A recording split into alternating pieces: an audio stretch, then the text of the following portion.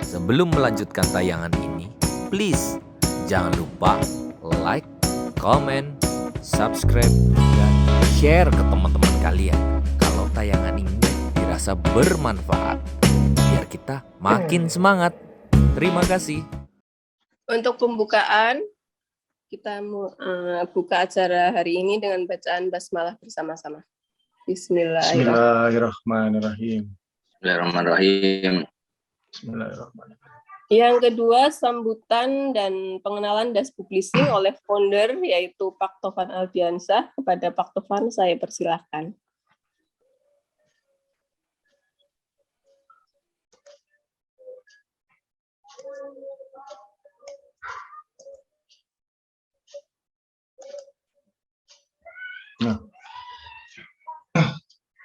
Oke, terima kasih Bu Upik Aimanah. Assalamualaikum warahmatullahi wabarakatuh. Waalaikumsalam warahmatullahi wabarakatuh. Oke, selamat malam rekan-rekan semuanya. Perkenalkan ya, saya Tovan Aldiansyah, founder dari Das Publishing. Sebelumnya kami ucapkan terima kasih yang sebesar-besarnya nih kepada teman-teman, rekan-rekan yang udah nyempetin waktu bergabung di acara sharing session kepenulisan dan juga penyerahan hadiah secara simbolis ya nanti terkait dengan sayembara puisi Sumpah Pemuda yang kita adakan di bulan Oktober ya, dan kita sudah umumkan beberapa hari yang lalu. Teman-teman semuanya, tentunya yang pertama kita bersyukur ya atas kehadirat Allah Subhanahu wa Ta'ala, di mana kita punya kesempatan pada malam hari ini bisa berdiskusi, bisa berkumpul secara online melalui acara ini, dan mudah-mudahan suatu saat nanti kita bisa bertemu secara langsung berdiskusi tentang kepenulisan. Teman-teman semuanya, yang pertama perlu kami sampaikan bahwa terselenggaranya acara ini pasti atas dukungan dan doa-doa ya pasti dari rekan-rekan semuanya, di mana kita sebelumnya sudah berinteraksi melalui sosial media di Instagram Das Publishing. Kemudian juga kita juga berinteraksi melalui grup WA Das Publishing. Nah, pada kesempatan malam hari ini, ya tentunya kita ingin berkenalan secara lebih lanjut. Alhamdulillah, teman-teman mungkin baru ketemu ya. Seperti juga saya baru mungkin nanti bertemu dengan teman-teman para pemenang lomba dan juga para penulis-penulis yang sudah gabung di buku antologi cerpen maupun buku antologi puisi. Sekali lagi, Das Publishing ini kita bangun di tahun 2021 atas inisiatif dari beberapa rekan-rekan ya, yang mungkin ada di sini, ada Mas Dimas, kemudian juga ada rekan saya Bu Waliko, dosen di UIN, saya Yusuf, ada rekan saya juga Bu Intan, dosen juga di UIN Purwokerto, ada juga rekan tadi Bu Upik Aimanah, sebagai penulis, kemudian ada beberapa rekan-rekan di sini yang dari berbagai kota ya. Jadi kita berkolaborasi karena adanya kemudahan teknologi ini, akhirnya Das Publishing memang secara badan hukum kita beroperasi di wilayah Banyumas ya, di wilayah Kabupaten Purbalingga. Tapi beberapa pengurus kami memang ada yang di Jakarta, ada di Purwokerto, ada juga di Solo, ada beberapa kota. Jadi dengan kemudahan teknologi ini, alhamdulillah Das Publishing bisa running, bisa berjalan, dan juga bisa mengakomodir, harapan kita ke depan mengakomodir tulisan-tulisan daripada teman-teman yang ada di sini dan juga mungkin yang belum bergabung di acara ini.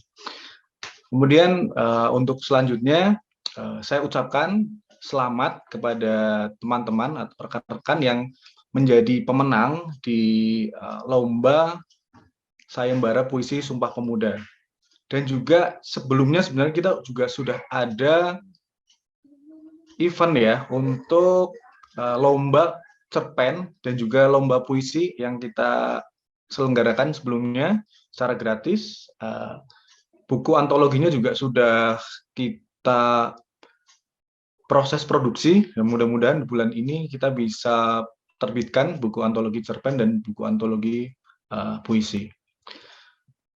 Yang berikutnya teman-teman sedikit sharing mungkin dari kita ya, dari kami para pengurus di Das Publishing, bahwa keinginan kami Das Publishing ini bisa menjadi wadah bagi teman-teman semuanya untuk mengeluarkan ide-ide kreatif, untuk menuangkan pikiran-pikiran teman-teman baik secara akademis maupun tulisan-tulisan yang bersifat ide-ide atau yang bersifat fiksi pun masih bisa kita masuk. Jadi Das Publishing ini ruangnya sangat luas, dan harapan kami akan tumbuh penulis-penulis baru dari Das Publishing ini, dan kita insya Allah akan terus menyelenggarakan acara-acara, event-event, lomba-lomba secara reguler. Rencana kami seperti itu, karena dengan lomba-lomba seperti itu maka akan muncul nama-nama baru. Harapan kami akan muncul penulis-penulis baru, dan juga yang mungkin belum datang pada event tersebut akan bisa mengambil pelajaran, akan bisa juga mengembangkan diri pada event-event selanjutnya. Nah, itu adalah salah satu cara dari Das Publishing untuk menumbuhkan minat menulis. Jadi setelah minat membaca pasti, dan juga minat menulis.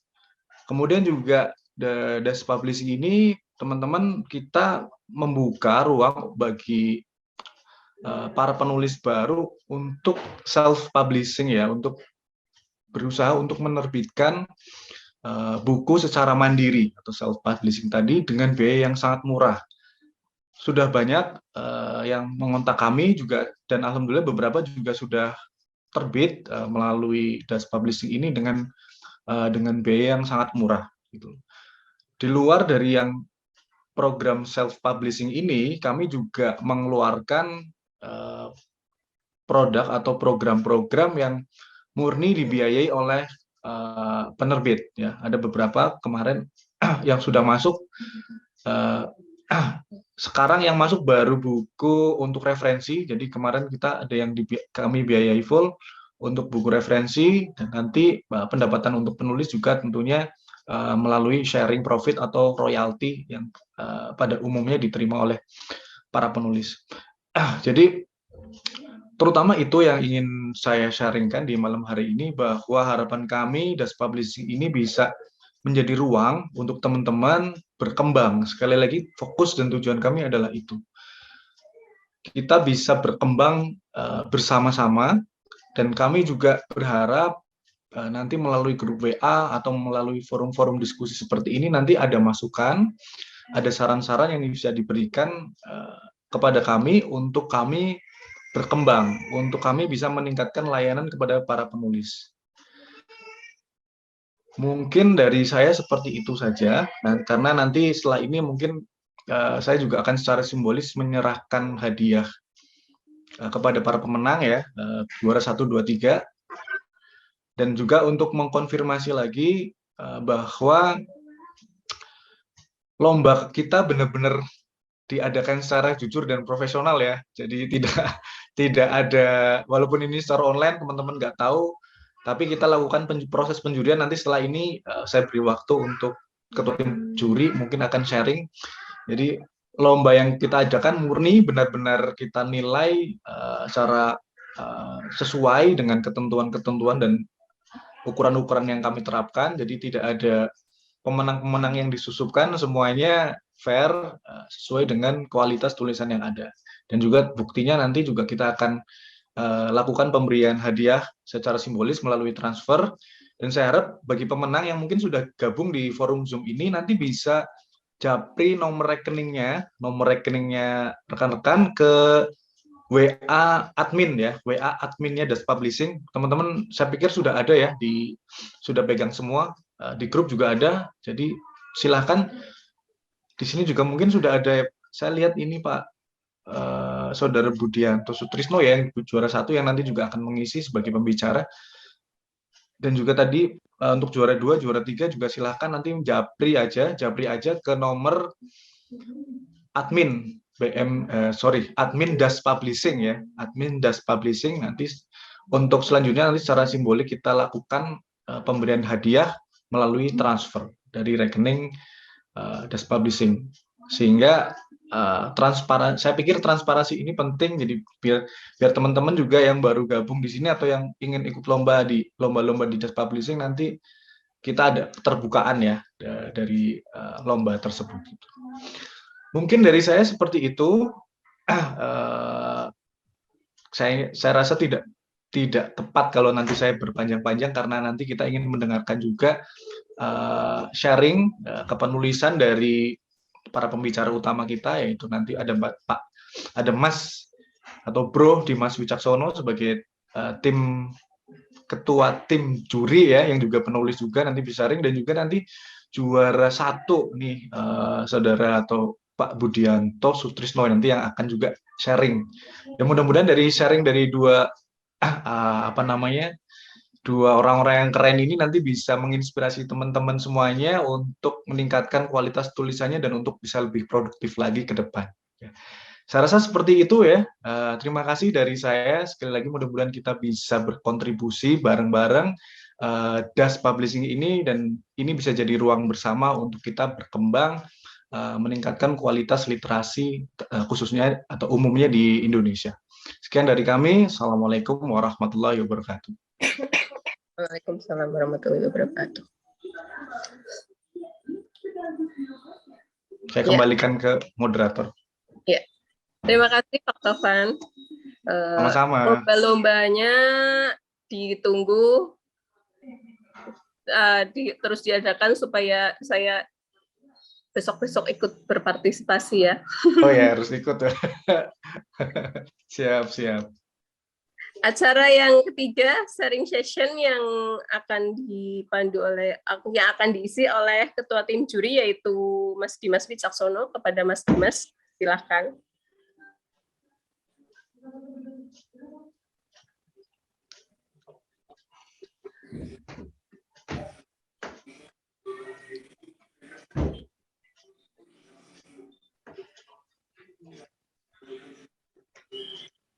Mas Dimas, monggo. Masih unmute kayaknya itu. Masih unmute. Ya, sudah. Oke, Assalamualaikum warahmatullahi wabarakatuh. Waalaikumsalam warahmatullahi wabarakatuh.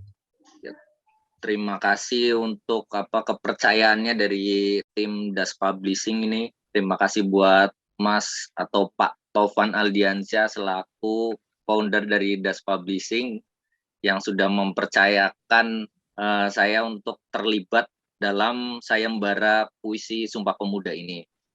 Ya, adapun penilaiannya mungkin subjektif ya, karena memang hal yang berkaitan dengan seni itu memang selalu dinilai secara subjektif. Jadi kalau penilaian yang dapat dilakukan secara objektif mungkin bidang-bidang seperti olahraga ya, misalkan gol ya pasti itu gol gitu loh. Masuk ke dalam gawang pasti nilainya bertambah 1. Sedangkan seni ini mengedepankan perasaan pembacanya juga, apakah pesan itu sampai atau tidak, jadi lebih berkesan subjektif. Namun walaupun penilaian yang kami lakukan itu bersifat subjektif, cuma ada beberapa indikator yang menjadi standar atau kriteria kami agar subjektivitas itu tetap pada koridor yang tepat gitu.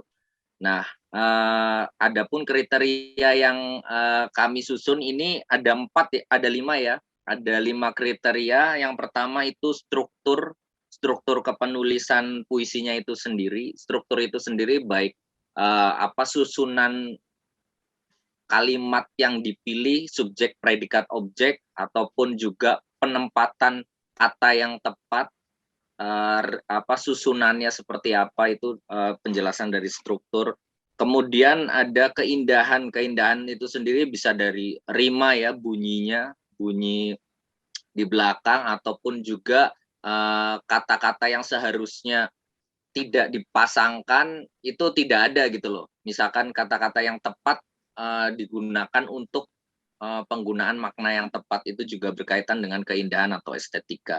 Yang ketiga adalah konsep. Nah, konsep ini sendiri hal yang paling penting ya, karena banyak kepenulisan juga yang jarang memperhatikan konsep. Padahal konsep ini adalah yang menurut saya atau menurut kami ini hal yang paling penting. Jadi kalau misalkan apakah formatnya mau kalimat di baris pertama, di bait pertama itu 3 kalimat, 4 kalimat, kemudian 4, 4, 4, misalkan 3, 3, 3, ataupun dibikin dalam satu sheet itu full gitu kan dari atas sampai bawah. Itu kan terkait dengan konsep juga, terus juga sudut pandang yang diambil, misalkan menceritakan secara langsung, misalkan bermonolog kah, atau menceritakan orang ketiga misalkan, itu kan bagian dari konsep juga. Lalu ada lagi konteks. Nah, konteks ini penting karena banyak dari kita menulis kadang-kadang sudah benar nih konsepnya sudah baik, sudah sesuai konsepnya menarik, tapi kita keluar dari konteks. Konteks yang disampaikan adalah konteks berkaitan dengan Sumpah Pemuda, tapi nyatanya kita menuliskannya misalkan keluar dari konteks. Nah, ini yang tidak diharapkan ya. Terus kemudian terakhir adalah pesan. Nah, pesan ini seperti yang tadi saya bilang di awal bahwa seni itu adalah sesuatu yang subjektif. Bagaimana sesuatu yang subjektif itu dapat diterima adalah ketika message yang disampaikan itu dapat diterima oleh penerima pesan. Nah, pesan ini sangat penting. Kalau misalkan tulisan puisinya sudah indah, menggunakan pemilihan kata yang misalkan katanya itu jarang digunakan, yang katanya kata-kata puitis banget, misalkan seumpama seperti kata-kata senandika atau apa gitu ya, tapi tidak sampai pesannya, tidak mewakilkan percakapan yang ingin disampaikan, itu percuma juga. Nah, jadi kita punya indikator itu tadi, ada 5 struktur kalimatnya, struktur puisinya, keindahan, konsep, konteks, dan pesan. Nah, berkaitan dengan lomba yang kemarin kita adakan ini, saya menemukan mungkin masih ada beberapa yang misalkan ada kesalahan teknis semacam tipe, terus penempatan kata sambung seperti di, ke, itu yang masih belum tepat. Terus juga menemukan juga misalkan redaksional yang kurang tepat penulisannya dan segala macam, tapi itu tidak banyak. Artinya dari beberapa kali saya menjuri festival puisi ini, termasuk yang miss-nya itu lebih sedikit atau paling sedikit karena adanya tipe atau penulisan itu makin kecil ya. Mungkin yang terjadi itu biasanya di level-level SMP atau SMA masih ditemukan hal seperti itu, tapi bukan berarti karena itu ya, karena belum bisa ataupun, tapi cuma lebih ke jam terbang aja, mungkin karena belum memperhatikan KBBI ataupun EYD ya. Jadi seringkali mungkin di usia segitu masih belum update untuk soal redaksional yang tepat, tapi selebihnya sih hal-hal itu udah bisa terselesaikan, hal-hal itu hanya sedikit ditemukan gitu ya. Terus untuk masalah puisi-puisi dan karya-karya yang saya temukan di sana itu, kalau dari pemudanya sendiri ya, ini kan Sumpah Pemuda. Sumpah Pemuda itu kan hasil dari Kongres Pemuda II kalau nggak salah. Jadi hasil dari produk dari Kongres Pemuda II, di mana Kongres Pemuda II ini kan tujuannya adalah dalam rangka gerakan untuk memperebutkan kemerdekaan. Ya, gerakan-gerakan yang dimulai dari Kongres Pemuda I, tempat berkumpulnya para pemuda untuk ide tentang sebuah gagasan negara atau Nusantara ini, mau perekonomian, kesehatan, dan segala macam. Lalu lanjut lagi ke Kongres Pemuda II hingga akhirnya pembacaan proklamasi dilakukan 18 Agustus 45, 17 Agustus 45. Nah, itu kan rangkaian dari proses memperebut kemerdekaan ya, merebut kemerdekaan.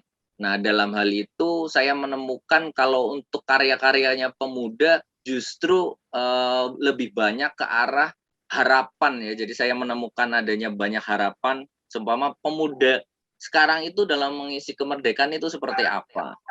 Pemuda sekarang misalkan melanjutkan kemerdekaan itu dengan cara eh, tetap berkobar semangatnya, tetap berjuang untuk bangsa, tetap berani dan segala macam. Lalu kalau saya melihat tulisan-tulisan yang mungkin kebanyakan itu misal sudah berusia atau bapak-bapak, ibu-ibu gitu ya, itu lebih ke recall ke masa lalu, jadi kekenangan sifatnya ya, jadi menjelaskan hal-hal yang pernah terlewati di masa itu, walaupun tidak melaluinya secara langsung, tapi lebih bersifat sejarah gitu ya. Jadi saya melihat menemukan sebagian besar dari penulis yang sudah berusia itu lebih ke arah recall ke masa lalu ya, bahwa Sumpah Pemuda ini didirikan atas dasar kesepakatan para pemuda-pemuda yang bersatu gitu. Ya untuk karya-karyanya sendiri ini sebenarnya untuk secara pesan sudah sangat sampai ya. Bos bisa tolong ditampilkan puisinya Pak Budi.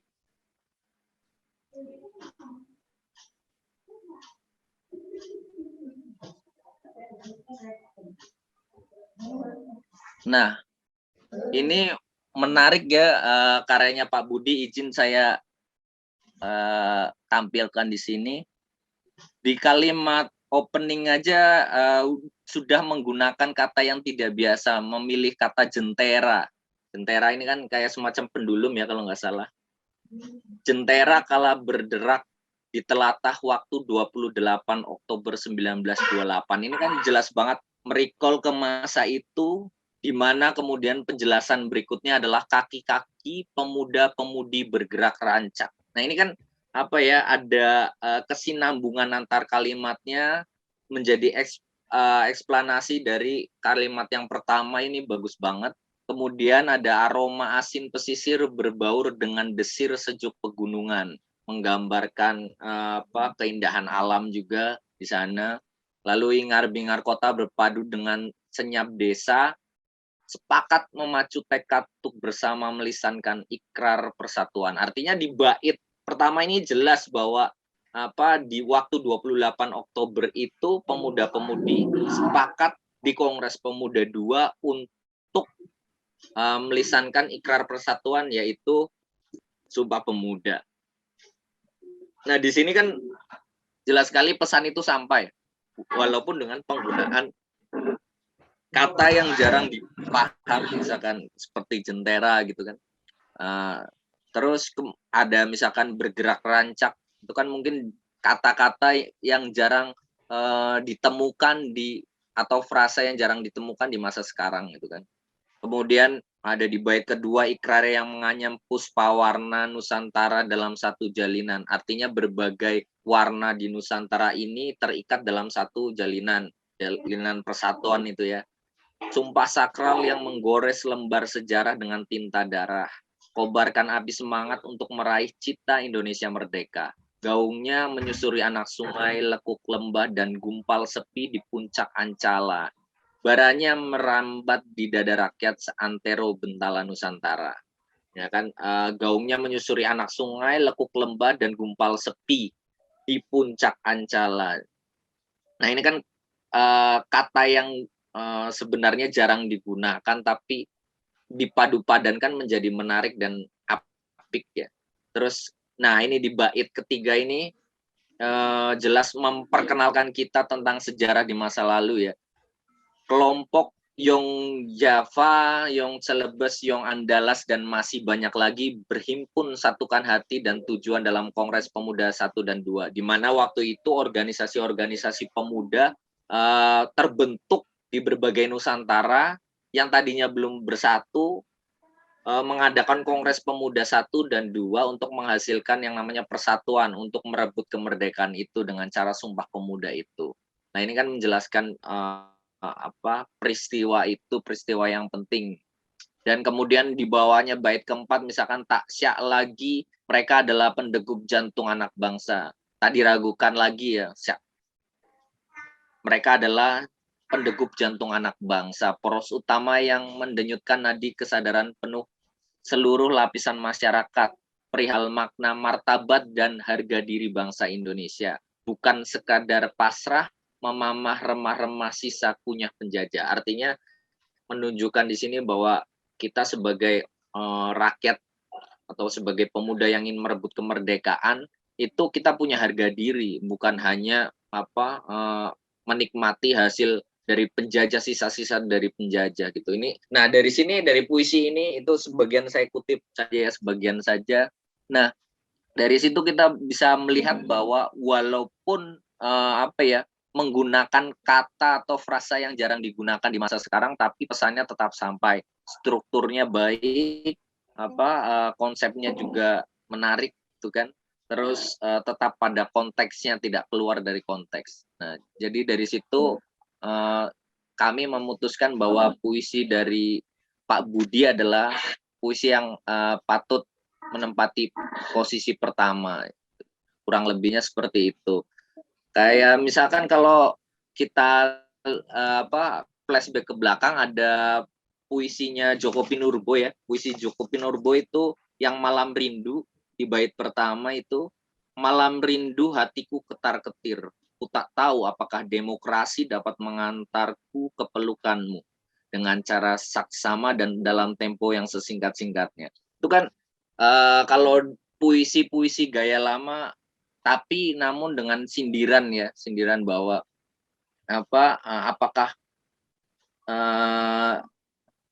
demokrasi ini dapat mengantarku ke pelukanmu gitu loh. Mungkin demokrasi ini malah justru menjauhkan kita gitu kan. Nah, hal-hal seperti itu yang bisa membuat puisi tetap sampai dan indah seperti itu. Jadi kurang lebihnya untuk puisi Sumpah Pemuda yang kemarin kami temukan itu seperti itu, dan cukup apresiasi bahwa literasi kepenulisan saat ini juga berkembang cukup baik ya, ditambah dengan berbagai macam sumber di internet dan segala macam, sehingga jadi penulisan puisi juga punya ininya sendiri ya, jadi tetap tidak menghilangkan sisi kualitas gitu. Kurang lebihnya seperti itu. Kalau mungkin ada yang mau bertanya atau mau menambahkan, silakan. Terima kasih. Kita kembalikan ke moderator. Ya, terima kasih Mas Dimas. Tadi yang saya tangkap untuk kriteria penilaiannya adalah struktur kalimat ya, keindahan, konsep, konteks, dan pesan. Teman-teman ada yang mau mengajukan pertanyaan ke Mas Dimas, silakan. Bisa diketik di chat ya, nanti saya bacakan.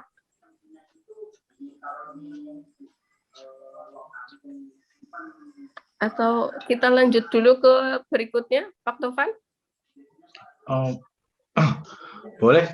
Saya pikir barangkali nanti ada yang mau diskusi, nggak masalah ya, karena ini kan emang sharing session ya, bukan kayak seminar gitu. Jadi kalau canggung nulis ngetik mau ngomong langsung juga sebenarnya nggak ada masalah sih ya kan, karena ini kan eventnya sharing ya, jadi saya pikir ini forumnya forum santai aja, bebas. Jadi monggo silahkan nih, ada teman-teman yang di sini lumayan juga yang bergabung,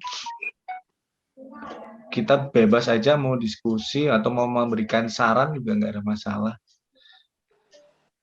Kalau mau langsung atau ada yang mau urun rembuk juga boleh di sini ya. Karena ini kan sharing session, yang penting masih ada kepenulisan. Sebelum nanti setelah ini kita berikan waktu, karena masih ada waktu ya, jam. Nanti setelah ini baru mungkin ya, Bu Moderator, nanti terserah Bu Moderator aja sih. Kalau saya sih sarannya kayak gitu, nanti bisa diskusi aja. Barangkali Bu Moderator juga mau menyampaikan sesuatu atau menanyakan sesuatu, nggak apa-apa nih, biar mengawali. Ini kan sama-sama penulis nih. Ini Bu Upik juga banyak tulisannya loh. Sambil nunggu teman-teman ada yang mau nanya, nanti berarti bisa langsung ya, harus lewat chat boleh, langsung juga boleh. Kita lanjut saja ke acara keempat, sharing session yang kedua oleh pemenang lomba Pak Yanto ya. Kepada Pak Budi dipersilahkan. Maaf, ini videonya masih belum bisa berfungsi. Yang Oh, belum. berfungsi hanya suaranya saja. Oh ya, sekarang Oh sudah iya, bisa. ada kelihatan. Ya. Pak Budi. Salam kenal Pak Budi, salam kenal. Salam kenal juga. Selamat malam. Salam Selamat sejahtera malam. buat kita semua. Selamat malam, sejahtera salam buat kenal kita Pak semua. Budi. Pertama-tama saya mengucapkan banyak terima kasih atas kesempatan yang diberikan kepada saya untuk mengikuti acara sharing melalui Zoom. Saya Sama-sama. sangat mengapresiasi ajakan untuk berbagi dengan teman-teman semua. Sekali lagi, terima kasih. Sama-sama Pak Budi. Sebetulnya saya masih di dalam taraf belajar, ya, baik itu untuk menulis puisi maupun yang non puisi. Menurut saya, proses penulisan itu tidak terlepas dari membaca buku atau membaca apa saja.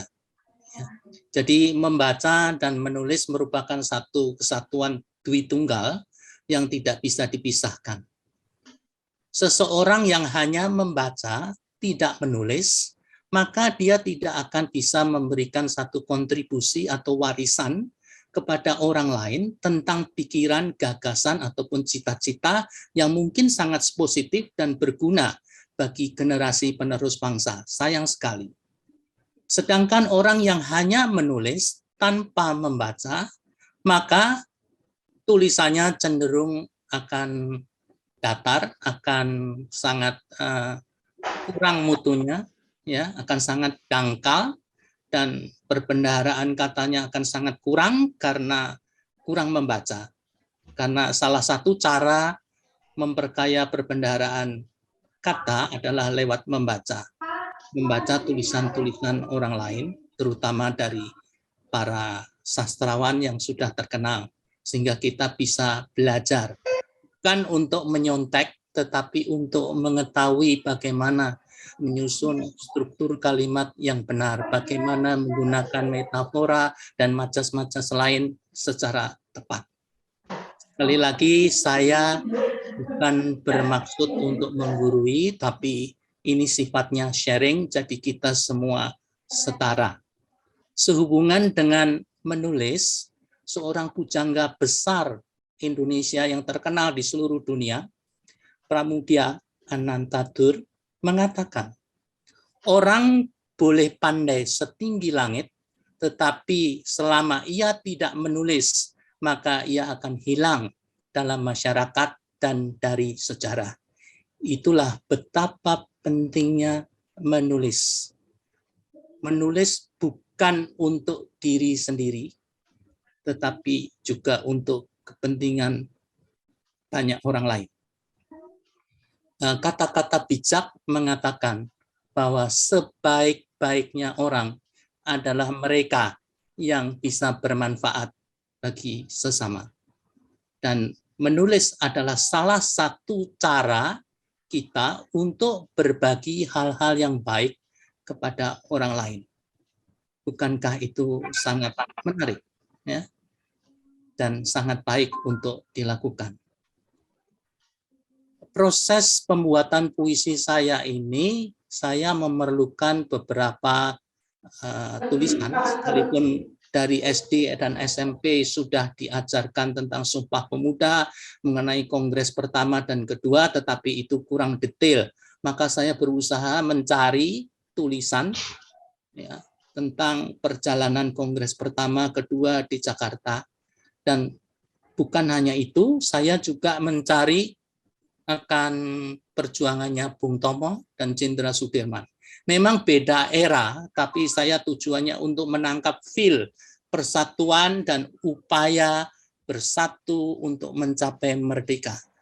Dengan memperoleh feel yang tepat, maka tulisan kita itu diharapkan punya greget, punya semacam ruh yang membuat tulisan itu menjadi hidup dan tidak membosankan. Dan saya kira apa yang saya bisa sharingkan cukup sampai di sini, dan mungkin kalau ada pertanyaan yang bisa saya jawab, saya akan coba menjawabnya. Terima kasih sekali lagi atas kesempatan yang diberikan kepada saya.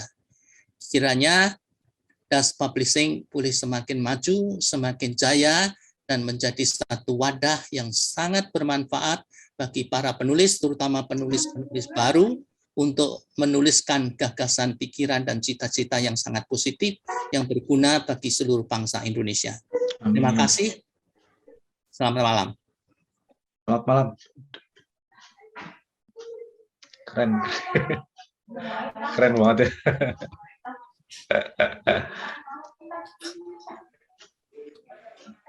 Terima kasih Pak Budi untuk sharingnya. Teman-teman, ada yang mau bertanya, silakan. Bu Intan Pak Budi ini. mau tanya Pak Budi. Ya, silakan. Untuk proses kepenulisannya sendiri butuh waktu berapa lama Pak Bu? Itu saya kerjakan 1 hari, entah itu berapa, ya enggak 24 jam ya, itu kira-kira 5 jam lah. Tapi besoknya saya harus finishing touch lagi, saya harus istilah saya poles, ya, editing, lalu proofreading, dilakukan berkali-kali ya.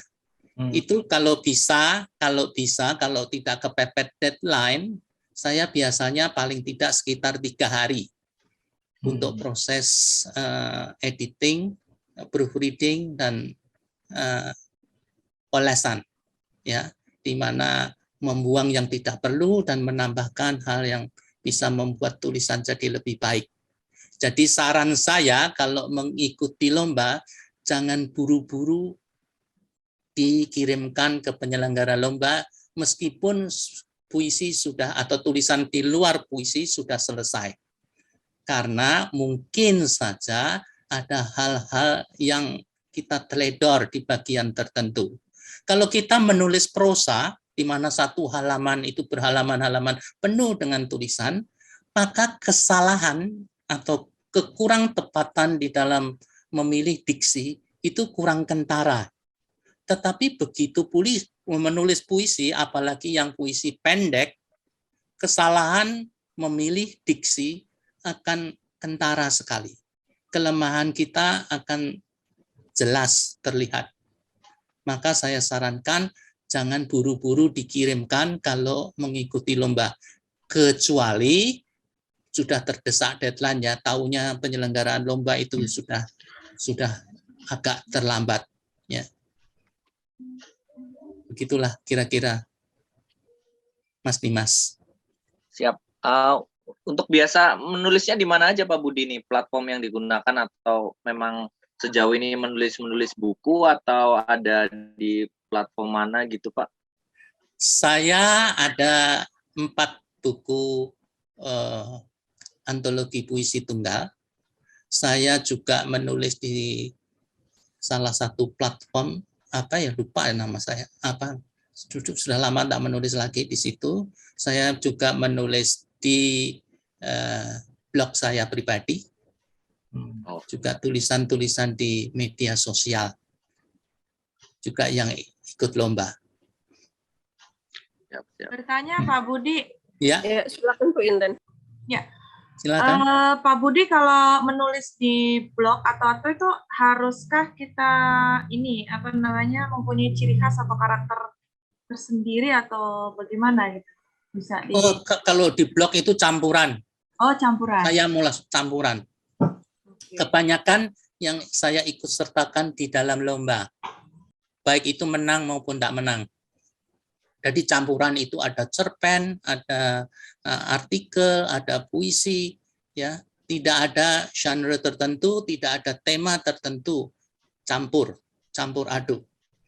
Bisa nggak nanti mungkin ini Bang Dimas atau Pak Budi atau siapa yang punya pengalaman di bidang penulisan ya? Bagaimana cara memulai untuk bisa menulis opini di, misalnya kan ada kolom-kolom di kayak newspaper gitu ya, atau yang sekarang kan media sosial banyak juga ya. Memulai untuk bisa menulis opini tuh gimana ya, bisa kita berkontribusi di media sosial gitu.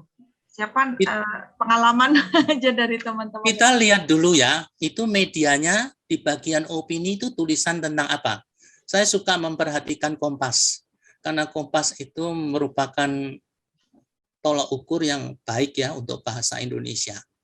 Kalau misalnya itu media yang lain, kita lihat kecenderungannya bentuk tulisan itu bagaimana. Ya, artikelnya bagaimana, esainya bagaimana. Sehingga apa yang kita tulis itu tidak menyimpang dari apa yang sudah terbit di media yang bersangkutan. Karena setiap media punya ciri khas tersendiri. Sebaiknya kita pelajari dulu apa yang sudah terbit di media yang bersangkutan. Sehingga tulisan kita tidak melenceng jauh dari apa yang mereka sudah tentukan. Karena setiap media punya standar tertentu. Harus misalnya sekian maksimal sekian kata ya, harus apa ini harus itulah pokoknya ya, kita penuhi semua sambil mempelajari isi artikel atau tulisan yang sudah terbit di media yang bersangkutan. Itu saran saya. Dulu sekali saya suka menulis artikel di Suara Pembaruan. Ingat ya, akan ada surat kabar itu yang dulunya bernama Sinar Harapan. Ya, di situ saya mulai berlatih bagaimana menulis artikel dengan mempelajari dulu artikel-artikel yang sudah terbit di situ. Misalnya kalau Suara Pembaruan beda sekali dengan Kompas. Kompas sangat ketat. Tulisan sulit sekali menembus Kompas karena dia standar bahasanya sangat tepat. Sangat ketat. Begitulah kira-kira saran saya. Ya, terima kasih Pak Budi. Sama-sama. Ya, ada pertanyaan lagi ini buat Pak Dimas atau Pak Budi, silakan. Saya boleh tanya ya? Pak Thomas ini, Ya, Pak Thomas silakan Bastian, Pak. atau Mas Thomas ini. Saya minta waktu sebentar, ini saya tertarik tadi dengan Mas Pak Budi. Sebelumnya juga saya sekali lagi ucapkan selamat. Ini saya tertarik tadi Pak Budi sedikit membahas tentang feel ya. Feel dalam menulis. Saya pikir ini sesuatu yang mudah diucapkan, tapi sulit untuk dipraktekkan saya pikir. Jadi mendefinisikan feel itu sendiri dan kapan tulisan itu feel-nya sudah dapat itu, apakah ada tanda-tanda atau ciri-cirinya gitu belum Pak? Jadi kadang kan oke, tadi kita proofreading, berkali-kali kita coba baca. Nah, ini kapan kita bisa memutuskan bahwa oh ini feel-nya sudah dapat gitu. Nah, itu apa ada tanda-tandanya atau memang itu didapat sesuai dengan perasaan kita aja, yang penting udah enak gitu. Mungkin bisa sedikit dijelaskan nih Pak Budi, untuk saya terutama ya, karena kaitan dengan feel itu, saya pikir itu sesuatu yang bagi saya sulit didapat gitu. Ya, terima kasih. Kalau dibilang tanda-tanda yang jelas, menurut saya tidak ada. Itu hanya perasaan kita saja. Rasanya ini sudah komplit. Saya sudah periksa, saya sudah rasa-rasakan di dalam jangka waktu yang berbeda. Ketika memeriksa, jangan terus-terusan periksa. Nanti hasilnya kurang bagus. Besok ketika pikiran sudah segar lagi, kita periksa lagi. Mungkin saja ada diksi yang kurang tepat, sehingga kita bisa mendapatkan yang lebih tepat, feel yang lebih enak. Feel juga bisa didapat dengan nonton film. Saya suka menonton film, saya suka mendengarkan lagu. Ya, tentu saja membaca tulisan-tulisan orang lain. Ya, kalau misalnya suka yang romantis, saya membaca karya Sapardi Djoko Damono. Mereka yang suka dengan humor, ya silakan membaca karya Joko Pinurbo. Yang suka sifatnya religius, silakan membaca karya Gusmus. Kalau yang suka menggelorakan semangat, silakan membaca karya W.S. Rendra. Itu semua untuk dapatkan feel sesuai dengan tema puisi yang akan atau non puisi yang akan kita tulis.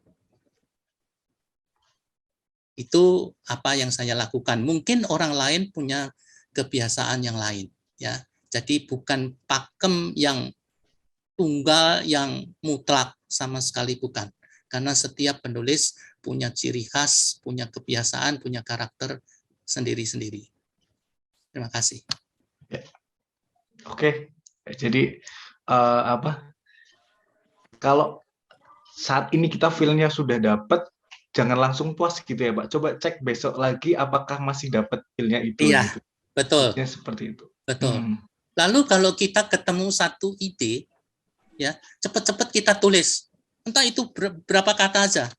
Ya, kita memang belum memulai menulis, tapi begitu kita ketemu, misalnya saya lagi mendengarkan berita di televisi. Berita loh, bukan cerita, berita aja. Itu dalam berita itu ada kalimat-kalimat tertentu yang menarik. Buru-buru saya tulis. Mungkin nanti satu waktu saya bisa memasukkan unsur kosakata itu tanpa harus nyontek berita. Ya, itu semua harus pikiran kita sendiri. Hanya apa yang kita dengar, apa yang kita baca menjadi semacam stimulan bagi kita untuk menulis hal-hal yang baru, hal-hal yang menarik, yang bermanfaat bagi orang lain. Begitu. Oke, mantap. Makasih banyak Pak Budi. Sama-sama Pak. Silakan tadi Bu Moderator. Ya, silakan. Ada yang mau bertanya lagi? Secara langsung, kalau enggak ini ada pertanyaan juga lewat chat, akan saya bacakan. Dari Pak Thomas ini, Thomas Gabriel. Untuk Pak Budi dan Pak Dimas, menekuni penulisan sejak kapan? Kalau dibilang menekuni sejak kapan? Sejak saya SMA. Saya masih ingat betul ya, tempat belajar saya, meja belajar saya itu ada di ruang tamu. Saya menulis gitu, termasuk puisi di lembar-lembar buku. Lalu saya masukkan ke laci untuk saya baca-baca sendiri. Lalu ada teman-teman saya main. Teman-teman itu kan iseng ya, buka laci saya. Ketemulah puisi saya dibacakan sambil tertawa-tawa ya, mengejek-ngejek. Ya, itulah permulaannya. Lalu setelah kuliah saya mencoba untuk menulis di koran. Ya. Kebetulan waktu itu ya, setelah kuliah itu saya bekerja di biro iklan. Saya mulai dari copywriter. Disitulah basic menulis saya dilatih. Meskipun sebelumnya saya sudah menulis artikel, ya ini sekarang menulis iklan. Ya bersyukur saya mendapat pengalaman menulis selama berpuluh tahun itu di biro iklan. Ya.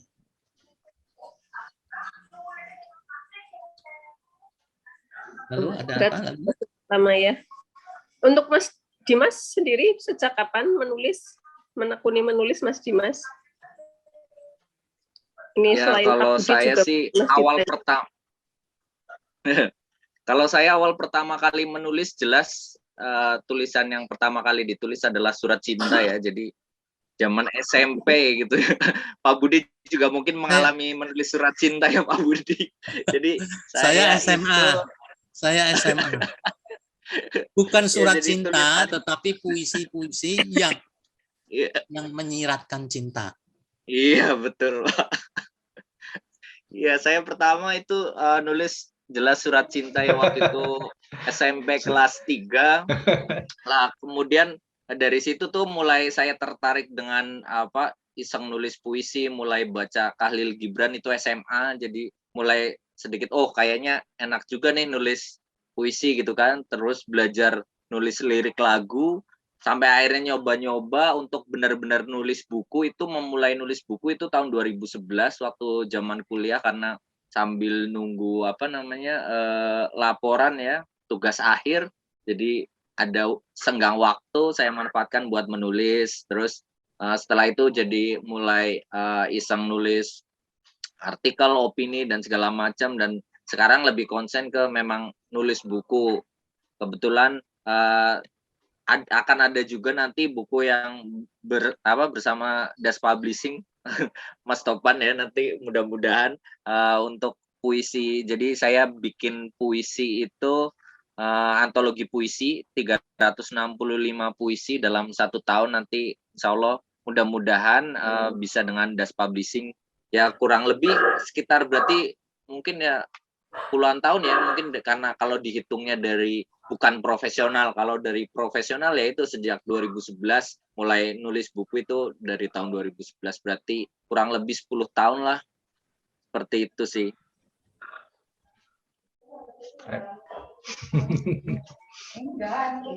Ya Mas Thomas ya, jawaban dari Mas Dimas dan Pak Budi. Kemudian ada dari Mbak atau Bu ini, Cherry Len, mau bertanya bagaimana cara kita tahu kalau puisi kita itu menarik perhatian pembaca hingga pembacanya ingin membacanya berulang kali, kecuali kerapihan naskahnya. Silakan Pak.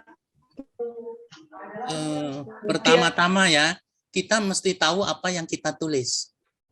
Ya. Mas Dimas What boleh to jawab. say di dalam komunikasi ada 2 hal penting. Ini saya dapat di biro iklan ya. What to say dan how to say. Lebih penting mana? Menurut saya lebih penting what to say. Apa yang kita katakan itu lebih penting dari how to say. Bukan berarti how to say tidak penting, tapi what to say lebih utama. Kalau what to say-nya sudah salah, meskipun bahasa kita bagus, tulisan itu sama sekali jauh dari mutu yang baik. What to say lalu ditunjang dengan how to say, dengan pilihan kata-kata, penyusunan struktur kalimat yang baik sesuai dengan PUIP ya, sesuai dengan KBBI. Bahasa kita adalah bahasa yang terus berkembang. Kalau tidak salah setiap tahun ada 2 kali pemutakhiran dari KBBI. Setiap pemutakhiran lebih dari 1000 kosakata baru masuk. Jadi kita mesti juga belajar ya. Sebagai pendidik saya juga harus mempelajari. Ya, kadang-kadang aturan di KBBI itu berganti. Apa yang dulu benar dinyatakan salah. Ya. Karena terus berkembang. Misalnya saja tulisan Tuhan yang Maha Esa. KBBI sebelum tahun 2015 kalau tidak salah, itu Maha dan Esa itu disambung, serangkai. Lalu keluar peraturan Mendikbud, waktu itu Bapak Anies Baswedan yang jadi Mendikbud ya, itu kira-kira bulan Desember keluarnya. Lalu keluar peraturan khusus untuk Tuhan yang Maha Esa, Maha dan Esa dipisah. Saya sudah terlanjur mengajar Maha dan Esa itu sambung sesuai dengan aturan KBBI sebelumnya. Maka setelah tahu itu saya buru-buru revisi pengajaran saya sesuai dengan perkembangan yang mutakhir. Jadi Maha dan Esa dipisah. M huruf besar, E-nya huruf besar.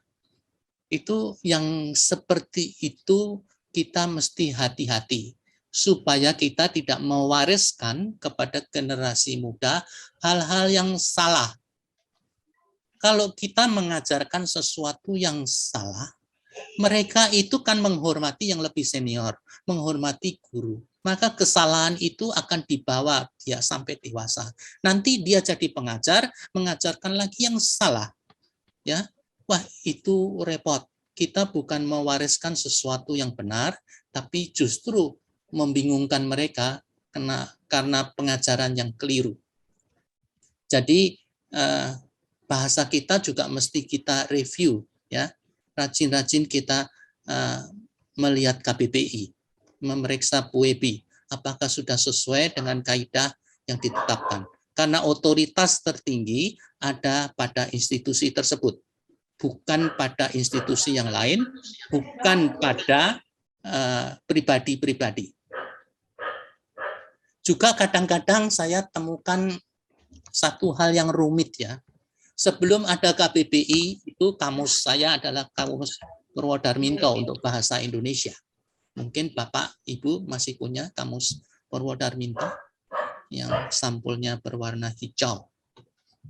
Di situ ada satu kosakata yang sampai sekarang saya ogah menggunakannya. Karena apa? Karena ada pertentangan antara Purwodarminto dan KBBI. Sama saya temukan hal itu sewaktu saya bekerja di Biro Iklan. Sampai saya telepon ke Pusat Bahasa Indonesia. Ini mana yang benar? Kata itu adalah semena-mena. Purwodarminto mengatakan, kamus Purwodarminto mengatakan, tak semena-mena itu artinya sewenang-wenang. Tak semena-mena artinya sewenang-wenang. KBBI menyatakan semena-mena itu sewenang-wenang. Jadi dua kamus itu bertentangan. Maka saya tanyakan kepada petugas di lembaga bahasa ya, per telepon waktu itu. Menurut mereka tentu saja mereka membela KBBI. Alasannya apa? Karena penggunanya yang lebih banyak. Jadi mayoritas dianggap sebagai tolok ukur kebenaran. Nah, ini menurut saya kurang bisa dipertanggungjawabkan ya. Berdasarkan apa tahu itu mayoritas? Apakah sudah dilakukan survei? Kalau sudah disurvei, sampelnya siapa saja? Dari kawasan mana? Karena Indonesia terdiri dari ribuan pulau. Ya. Maka supaya aman, saya tak menggunakan kata itu. Saya gunakan saja sewenang-wenang. Tidak semena-mena, bukan juga semena-mena. Jadi orang sudah tahu, pasti tahu sewenang-wenang itu apa. Jadi hal-hal seperti itu bisa mengacaukan kita dalam berkomunikasi. Ketika seorang membaca tak semena-mena dengan tolok ukur kamus Purwodarminto, pengertiannya bisa beda dengan mereka yang memakai KBBI sebagai tolok ukur yang benar. Ya. Dan ini kalau merembet ke hal-hal yang lain akan sangat bahaya sekali. Misalnya saya menghayalkan ya,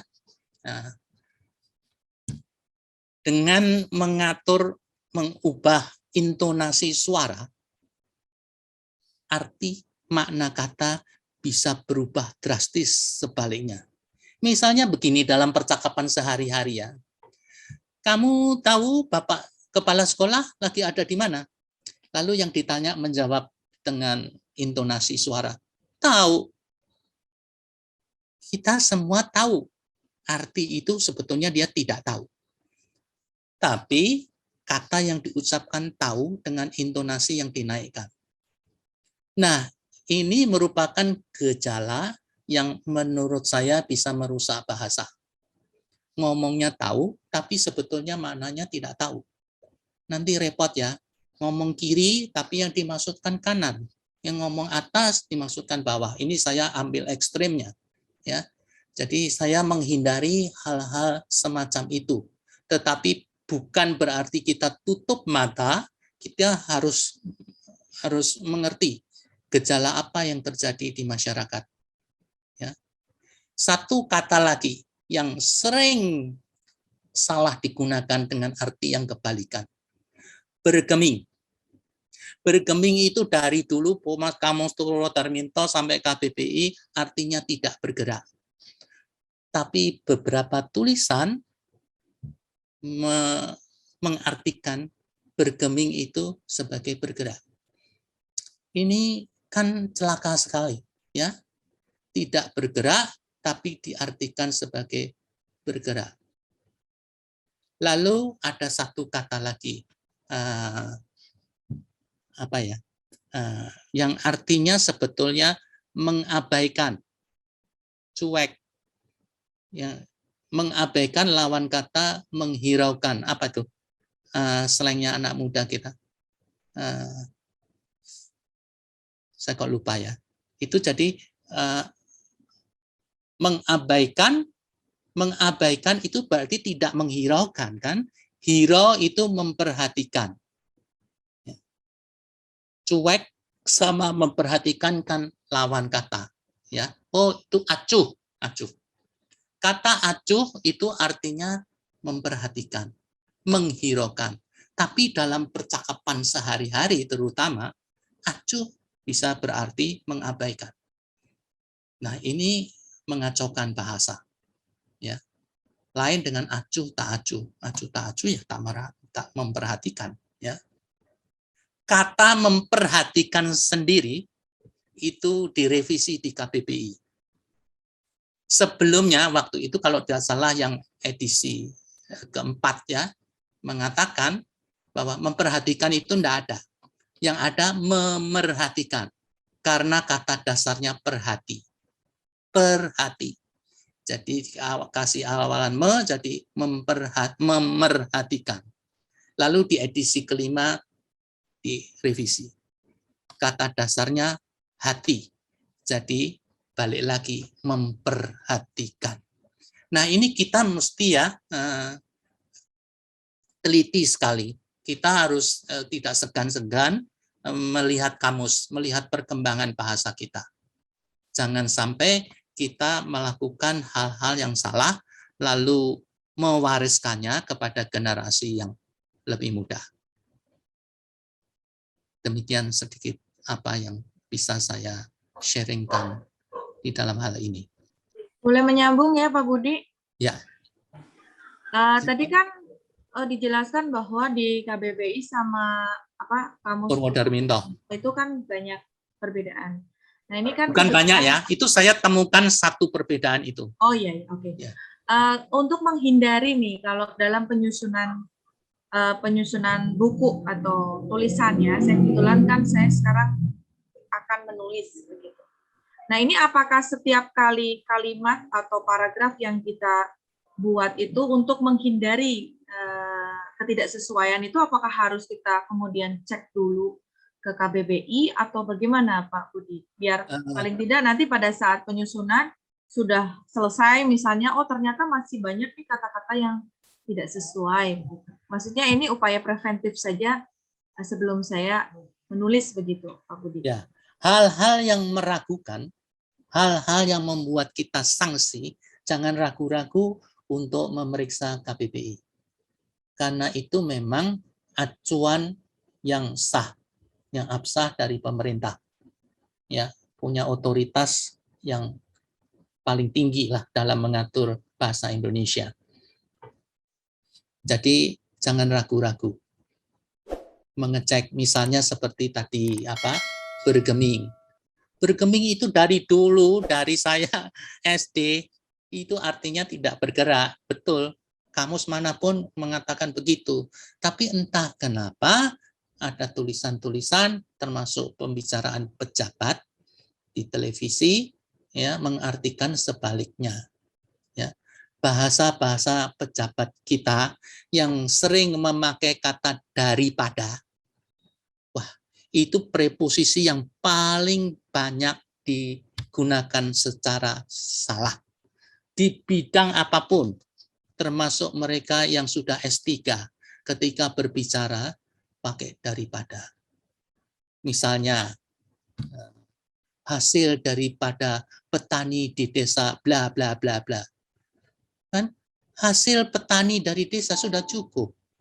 Kita hanya memakai daripada jika menyatakan perbandingan. Jika tidak atau bukan perbandingan, jangan dipakai. Itu kan kalau bahasa Inggris kan of, ya. Of sering tidak perlu diterjemahkan. The Book of Amir. Buku Amir. Sudah.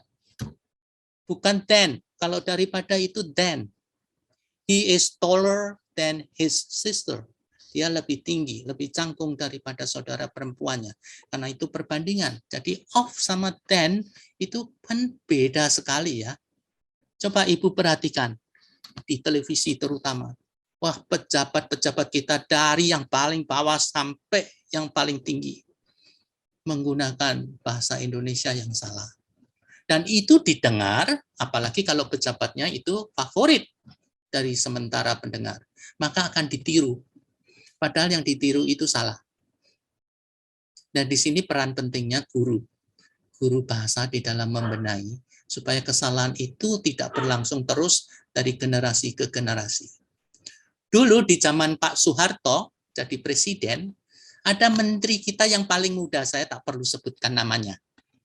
Menteri itu umurnya jauh lebih muda daripada saya. Jadi ketika dia sekolah SMP pun sudah ada ejaan baru, ejaan yang disempurnakan yang sekarang berubah menjadi EBI,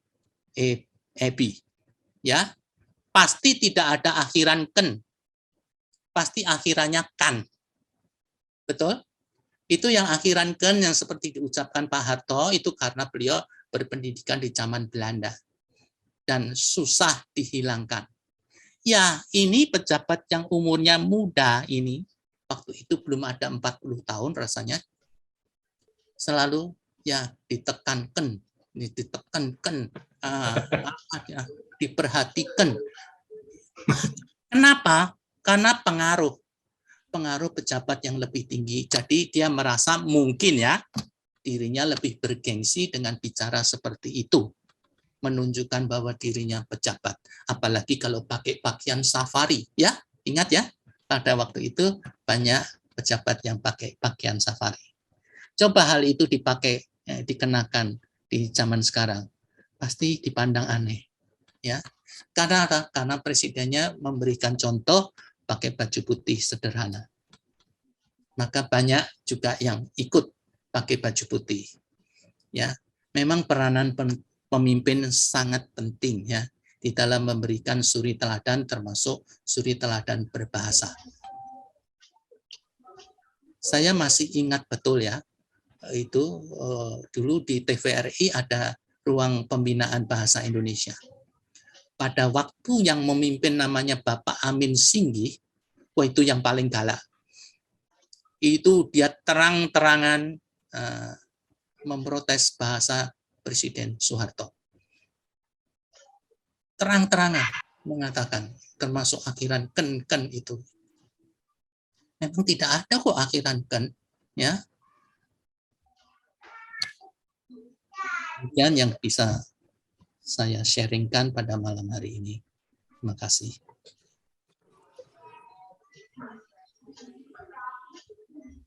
Ya, menarik sekali ini Pak Budi. Saya malah baru dengar ini, baru tahu kalau ada kamus bahasa selain KBBI. Ada. Saya tidak tahu apakah di toko buku masih ada. Masih ada. WYS Purwodarminto. Itu kamus saya sejak SMP itu. Ya, menarik sekali ini. Perlu dicari untuk menambah perbendaharaan buku. Kemudian ini ada pertanyaan lanjutan dari ini Bu. Ini dari, kelihatan enggak? Ya. Oh iya Pak. Kurang atas Pak. Kurang ke atas Pak. Oh sorry. Oh iya. Oh iya. Ini dan KBBI bisa kita jadikan satu tolok ukur gitulah ya. Iya. Bu Guru kita juga perlu thesaurus ya untuk memperkaya kosakata, memperbaiki struktur kalimat. Masih ada waktu nggak buat bertanya? Mohon maaf. Oh ya, silakan Bu Intan. Boleh lah. Nggak apa-apa, silakan. Ya, gini. Dalam penyusunan sebuah paragraf atau kalimat-kalimat itu, sekiranya agar lebih bisa untuk menarik pembaca agar bisa ringan tapi penuh makna, itu bagaimana ya trik atau apa yang harus kita lakukan gitu sebelum meramu sebuah paragraf agar dari satu paragraf ke paragraf lain itu nyambung, tapi bahasannya itu ringan tapi penuh makna gitu. Bisa di ini nggak Pak, di share gitu ke kami gitu pengalamannya. Kita mesti tahu dulu ya apa yang what to say-nya tuh kita mau ngomong apa. Lalu ya kita mesti punya banyak referensi, usahakan banyak referensi dulu. Bagaimana penulis-penulis yang baik membuka paragrafnya. Bukan untuk nyontek ya, sekali lagi ya, jangan sampai ada tulisan yang berbau plagiarisme. Membaca tulisan orang lain tujuannya sebagai stimulan bagi kita untuk menulis yang baik. Oh begitu membuka paragraf. Oh begitu menyambungnya dengan alinea yang baru. Tentu saja ini banyak triknya ya. Triknya. Ada yang memulai dengan misalnya humor. Ya. Dulu ada penulis favorit saya di majalah Intisari. Namanya sudah almarhum ya, Bapak Slamet Suseno. Bapak Slamet Suseno ini menulis tentang tumbuh-tumbuhan, tentang binatang. Tapi bahasanya begitu hidup dan selalu ada unsur humor. Saya selalu membaca sambil tersenyum-senyum. Ini orang pintar sekali, ya. Dulu penulis tetap di majalah Intisari. Sekarang saya nggak tahu majalah itu masih ada atau tidak. Saya sudah tidak membaca lagi. Dan Bapak Slamet Suseno sudah lama almarhum. Lalu ada lagi yang tulisan si kolumnis almarhum juga, Mahbub Junaidi. Wah ini kalau bikin, dulu tulisannya dimuat di majalah Tempo. Ya, ini kalau menyindir, aduh luar biasa. Ya, dan humor. Kadang-kadang ada sarkasmenya. Ya, tapi sarkasme yang tetap sopan. Ya, dia pernah mengkritik Menteri Pendidikan pada waktu itu, yaitu Bapak Nugroho Noto Susanto. Ternyata mereka, dari situ saya tahu, mereka dulu teman sekolah di Cikini. Ya, saya juga jadi tahu bahwa Bapak Nugroho Noto Susanto itu, mohon maaf, kakinya pincang. Dari tulisannya Bapak Mahbub ini. Ya, jadi banyak kebijaksanaan yang dikritik oleh dia dengan cara yang saya tidak bisa gambarkan ya, kalau kecuali kita baca sendiri. Ya, hal-hal semacam itu memang merupakan ciri khas. Gunawan Muhammad penuh dengan filsafat yang dalam. Ya, itu ciri khas. Nah, setiap pengarang punya cara tersendiri. Bagaimana memulai paragraf, bagaimana. Itu kita mesti pelajari baik-baik, itu mesti kita banyak membaca, dan kita sesuaikan dengan kepribadian kita. Saya bekerja mulai sebagai junior copywriter ya, mulai itu. Saya dilatih, menulis iklan itu kan bahasanya singkat, ya, tapi harus bisa memenuhi pesan. Nulisnya tidak boleh panjang, nulisnya pendek-pendek, tapi harus bisa pesan. Dan itu dilatih supaya dari kalimat yang pertama, kedua, ketiga itu seperti air yang mengalir. Flow-nya teratur. Tapi tidak semua penulis begitu loh, ya. Terutama yang penulis-penulis sekarang, banyak yang seperti kita nonton film yang pengeditannya itu revolusioner. Jadi kita mesti penuh atensi. Ini maksudnya apa? Kok kayaknya seperti melompat, ya? Ya, setiap orang punya gaya tersendiri, ya. Ada yang, kalau saya senang yang mengalir. Ya konvensional lah saya, gayanya orang kuno. Ya. Tapi ada yang drastis, melompat. Kita kalau nonton film kan suka gitu kan, ada kan, terutama film suspense. ya, ada seperti lompat gitu. Tapi kita ngerti maksudnya, ya. Jadi tidak ada rumusan yang baku, Ibu, menurut saya. Itu bergantung pada penulisnya sendiri. Dan kekayaan bacaan akan memengaruhi tulisan kita.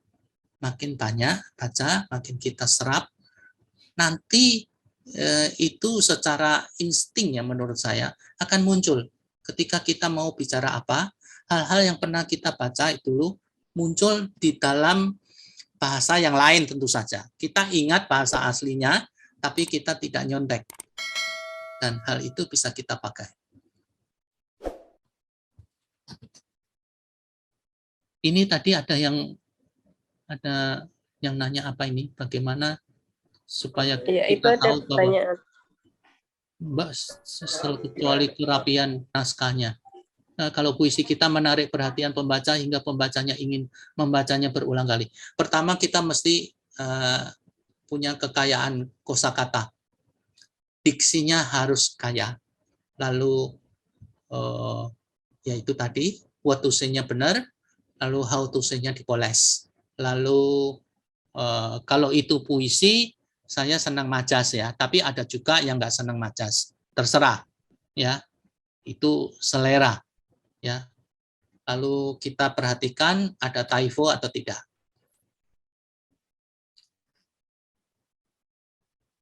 Ya, saya rasa cukup sekian. Itu selanjutnya ada tambahan pertanyaan Pak. Oh ya, saya belum kebaca tuh. Untuk menulis puisi harus menggunakan kata baku? Tidak harus. Tetapi saya pribadi menerapkan kalau bisa baku-baku. Karena puisi juga bisa mengutip bahasa koloquial ya, bahasa percakapan. Beberapa puisi saya ada pakai dialog ya. Itu bisa saja yang tidak baku muncul ya. Di dalam puisi ada aturan yang disebut licensia poetica, di mana kita dalam batas-batas tertentu boleh melanggar kaidah bahasa. Perhatikan ya. Misalnya begini. Saya ingat selalu lagunya almarhumah Diana Nasution. Ya. Salah satu syair lagunya begini bunyinya. Hapuslah sudah air matamu. Hapuslah sudah air matamu. Apakah kita sehari-hari ngomongnya begitu? Kalau kita mau menghibur orang yang sedang menangis, sedang bersedih, kita ngomongnya apa kira-kira? Masa ngomongnya begitu sih? Itu bahasa puisi yang tata bahasanya nyeleweng. Kenapa nyeleweng? Supaya rimanya enak, supaya ketukannya jatuhnya enak. Sebetulnya kan kita ngomong, sudahlah, hapus saja air matamu. Betul kan? Bahasa bakunya kan begitu. Ya. Lagu-lagu bahasa Inggris pun banyak sekali licensia poetica. Lagunya Josh Groban yang terkenal itu, You Raise Me Up. Ya.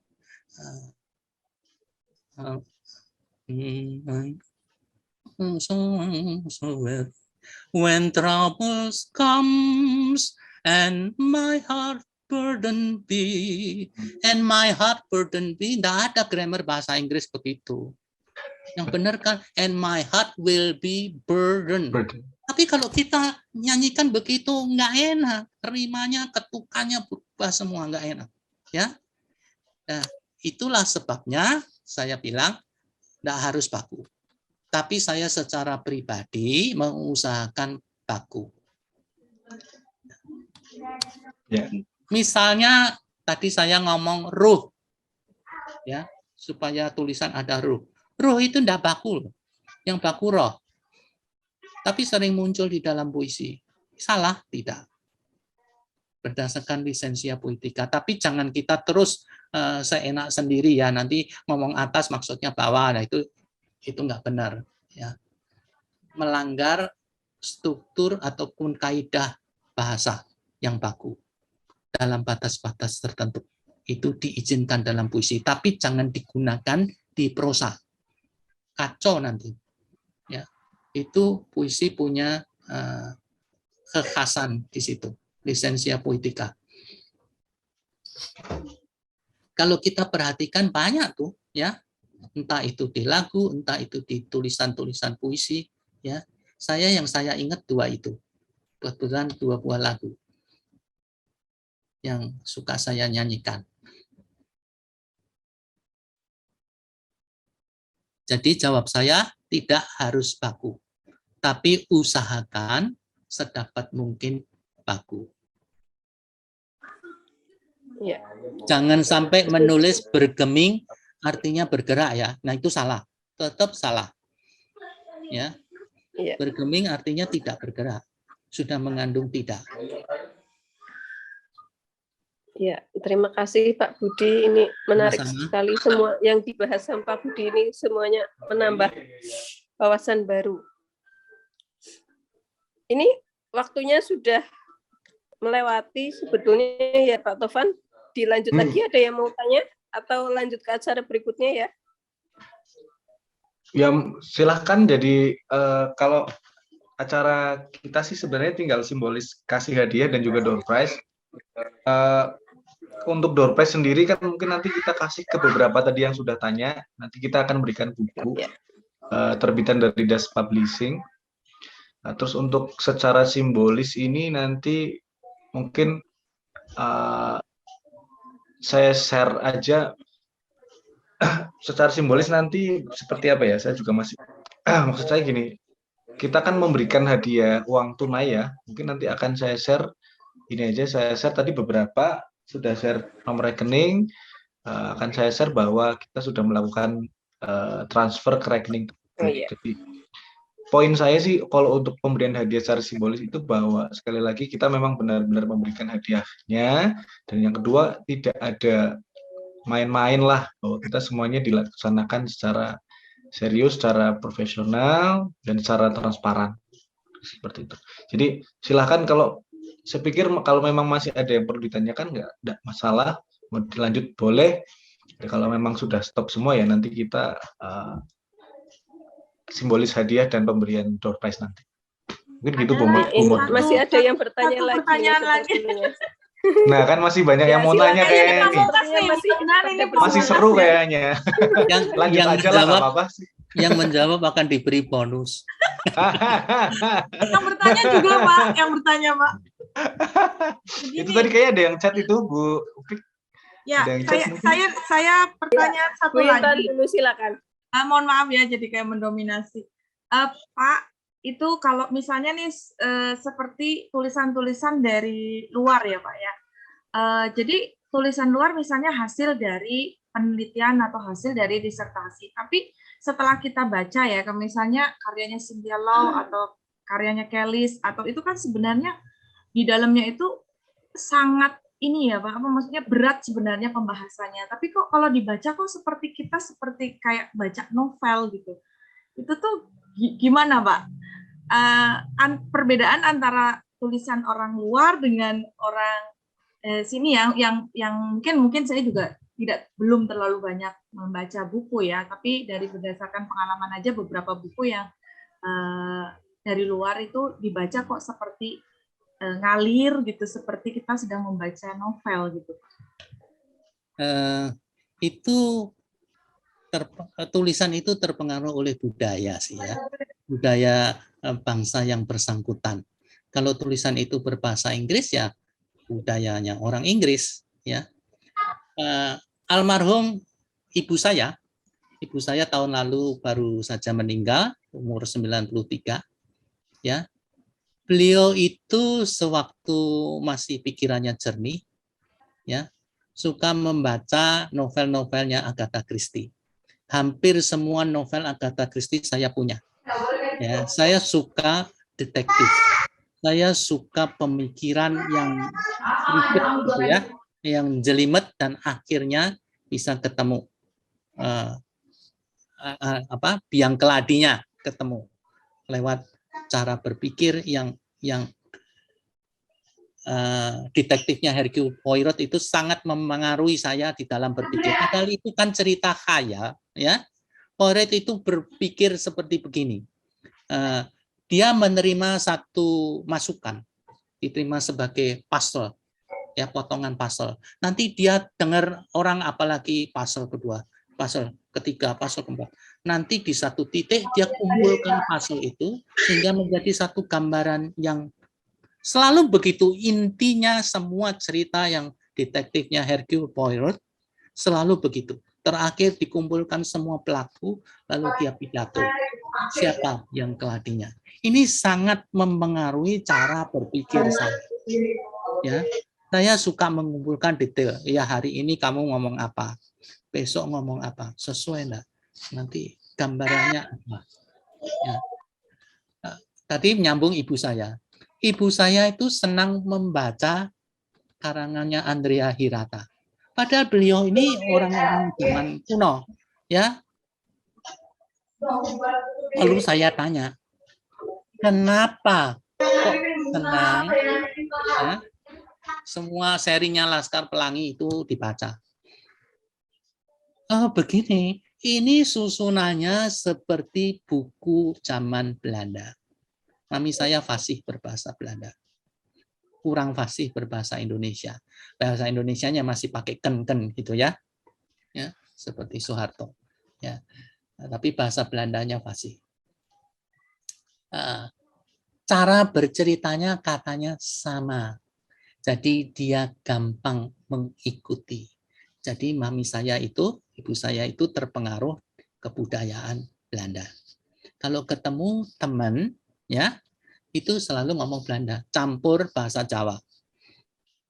Teman sekolah, pokoknya teman gaulnya dia waktu muda. Selalu muncul bahasa Belanda. Ya, jadi itu pengaruh kebudayaan saya kira ya, sangat mempengaruhi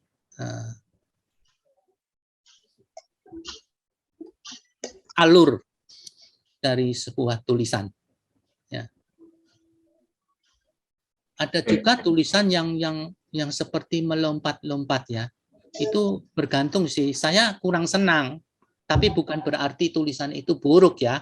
Ada orang yang menyenangi seperti melompat-lompat begitu ya. Itu bergantung selera. Satu orang bisa mengatakan ini tulisan bagus, ini film bagus, tapi orang lain mungkin sebaliknya ya. Film itu dulu ada film Heroes, film jadi dari Taiwan ya, yang diikut sertakan di dalam Academy Award tahun berapa itu lupa saya, yang bintangnya Jet Li, yang saya tonton beberapa kali. Itu film menurut saya sangat bagus. Kenapa? Karena saya penggemar cerita silat Tionghoa. Dari kecil, dari kelas 3 SD, saya bacaannya buku silat. Jadi saya terpengaruh, ada kebudayaan Jawa, ada kebudayaan Tionghoa. Ya. Tapi film itu yang indah menurut saya, ya, ada itu seperti kita membaca puisi, tidak adegan tertentu. Ya, ada warna-warni, ada musik, ada gerak yang senada ya, yang selaras dengan musiknya ya. Ada adegan pertarungan seperti orang menari ya. Ada tombak pedang di tengah siraman air hujan, percik-percik air, lalu ada tabuhan yangkim itu seperti kecapi Tionghoa ya. Itu luar biasa. Tapi film itu tidak bisa bicara apa-apa di tingkat Academy Award. Karena dunia barat kurang bisa menerima kebudayaan Tiongkok, kebudayaan orang Chinese. Ya. Bergantung juga. Itu kalau jurinya orang Chinese, ya kemungkinan besar menang. Ya. Tapi itu ditentukan oleh masyarakat kan, masyarakat di Amerika. Begitulah, jadi peran kebudayaan sangat penting ya. Seseorang bisa menilai itu bagus, orang lain bisa menerima itu kurang bagus.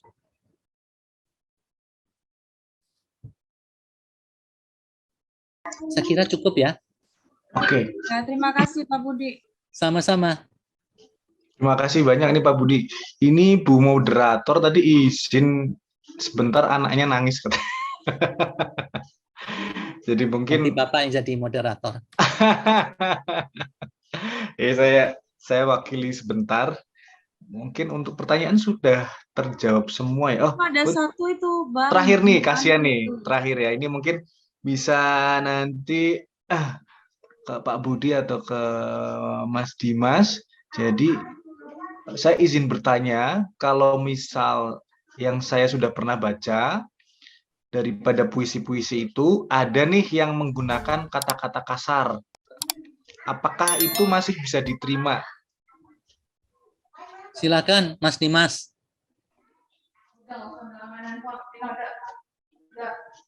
Mas Dimas mungkin nanti menjawab, dan juga nanti Pak Budi juga menjawab juga. Monggo. Kata-kata kasar tuh gimana kalau di puisi itu kira-kira masih?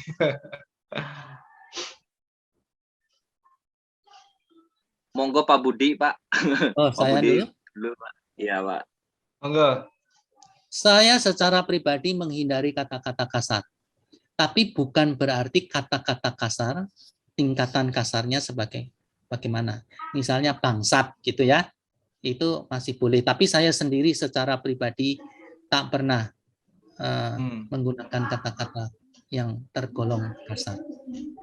Itu pilihan pribadi, selera pribadi. Ada juga kata seperti bajingan muncul. Itu saya tidak mau pergunakan seperti itu. Yang umpatan-umpatan, ya, kata-kata binatang, meskipun ada juga penulis yang menggunakan.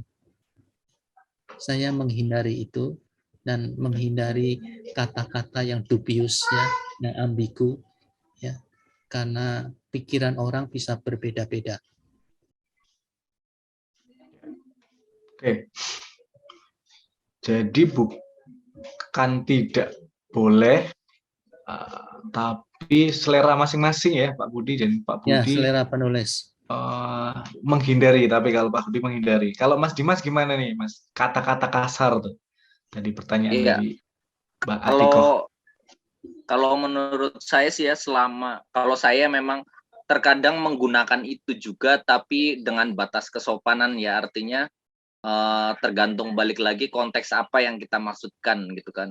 Misalkan menggunakan kata persetan gitu kan, setan nggak ngapa-ngapain ikut disalahin gitu kan.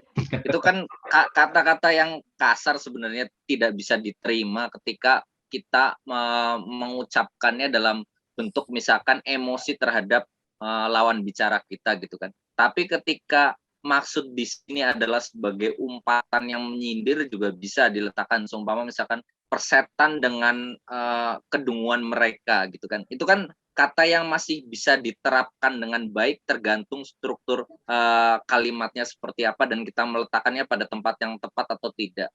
Misalkan mau menggunakan kata bangsat misalkan, itu kan kata-kata yang sangat dihindari gitu kan, tapi bisa dipergunakan asal menggunakannya dengan cara yang bijak. Misalkan bangsatnya memang koruptor di negeri ini gitu kan, misalkan itu dijadikan diksi yang memang atas dasar kekecewaan terhadap kejahatan yang dilakukan koruptor. Itu kan bisa jadi kalimat yang tetap sah digunakan selama kita meletakkan tepat pada tempatnya, kayak gitu sih.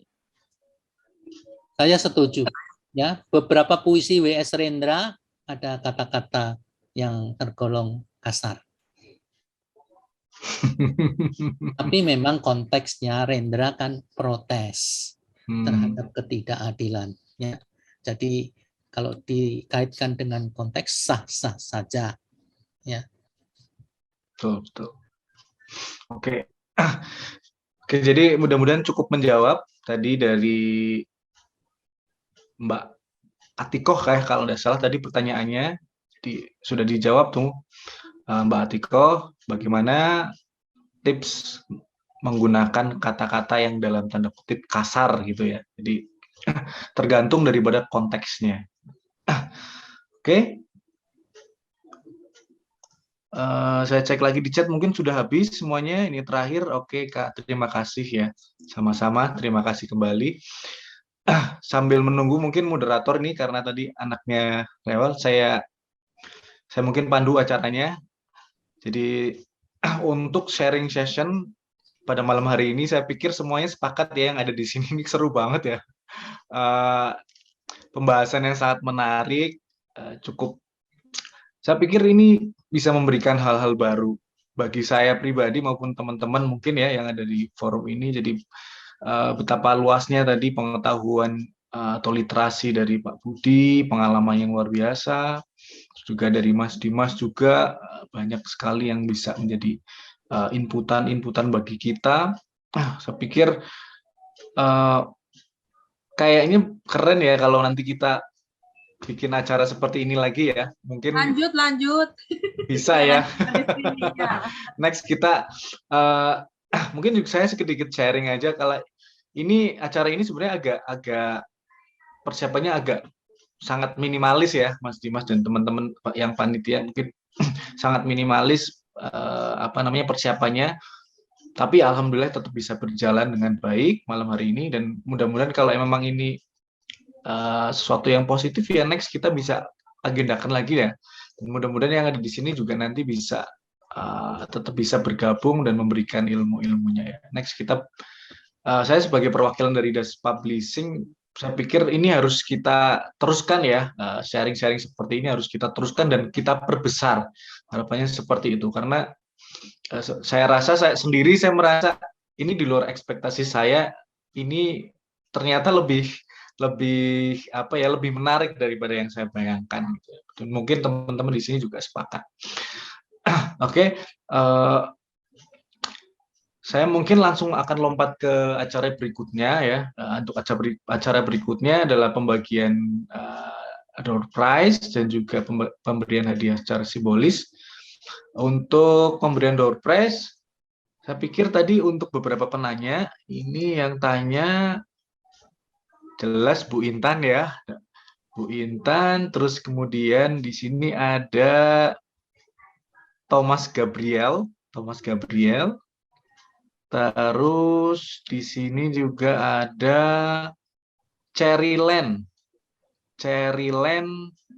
Telaumbauna ya, Cherryland Taumbauluna. Terus ada lagi Atikoh ya, dari Staya Al Hikmah. Nah, saya rasa ini sebenarnya penanya 4 ya, tapi tadi pertanyaannya cukup banyak ya. Jadi karena cuma 4, biar adil nanti semuanya kita kasih buku ya. Biar adil nih, kalau dikasihnya cuma 1 apa 2 nanti gak enak, karena ini cuma 4. Kita kasih semuanya buku terbitan dari Das Publishing. Jadi untuk itu oke ya, selamat untuk yang udah berkontribusi, udah bertanya. Nanti kita akan kasih buku. Silahkan nanti chatting aja ke nomor adminnya Das Publishing, ada di chat ya. Chatting aja ke nomor, nanti minta alamatnya, bukunya akan hadiahnya, door prize-nya buku yang diterbitkan oleh Das Publishing nanti mungkin, atau buku antologi puisi, antologi cerpen, atau mungkin buku-buku lain ya yang terkait dengan kepenulisan puisi maupun cerpen. Nanti kita berikan. Jadi tinggal nanti japri aja ke nomor ini ya, ke nomornya admin Das Publishing ya. Japri, kirim alamat yang mau dikirim ya. Konfirmasi aja nanti untuk tadi keempat yang sudah memberikan pertanyaan. Oke, mungkin yang berikutnya untuk pemberian hadiah secara simbolik, saya izin host minta saya bisa diberikan untuk share screen ya, untuk host.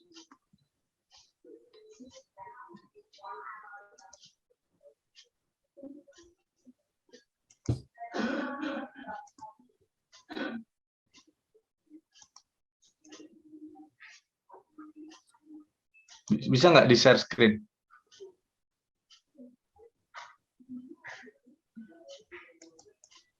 Halo, iya bisa. Share screen sebentar. Oke. Jadi mungkin simbolisnya gini aja ya, karena ini Zoom ya. Saya share aja di sini.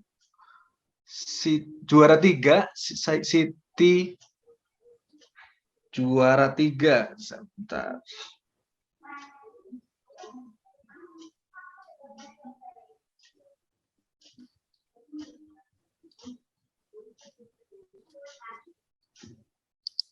Siti Sarah Ramadhani ya.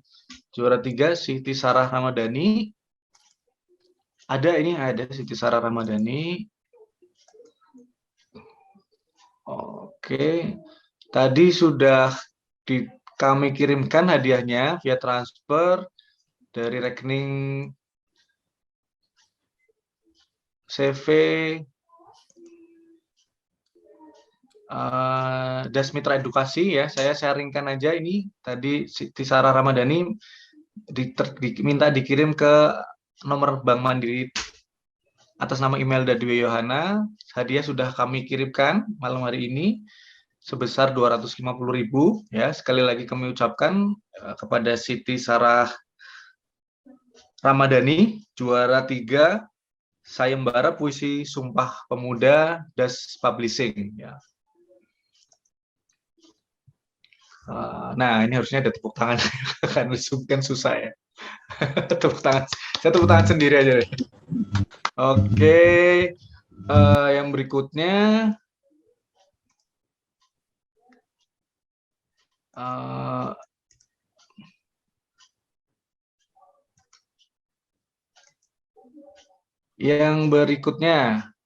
Saudara Andre Eka Saputra sebagai juara 2 ya, berhak mendapat hadiah sebesar Rp500.000 ditransfer dari rekening CV Das Mitra Edukasi ya. Ini Das Publishing namanya CV Das Mitra Edukasi. Sudah dikirimkan hadiahnya tadi pada pukul 20:10 sebagai juara 2 Sayembara Puisi Sumpah Pemuda Das Publishing ya. Kami ucapkan selamat kepada Saudara Andre Eka Putra ya. Tangan. Nah, untuk juara 1 kita semua sudah tahu sebagai pembacara di sini Pak Budianto Sutrisno. Ini mohon maaf Pak Budianto belum sempat mengirimkan ya, rekening ya Pak. Akan saya kirimkan. Oke. Lewat WA ya. Lewat WA ke WA admin boleh Pak Budi. Mohon maaf.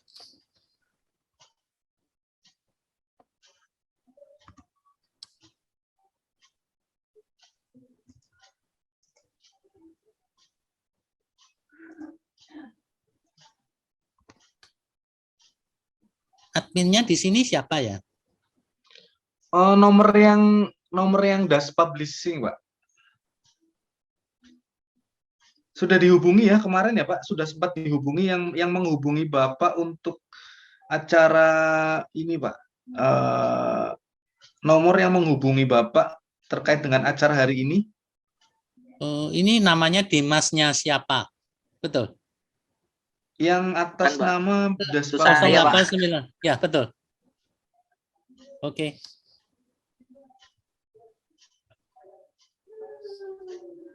CV atas nama CV Das Mitra Edukasi, Pak.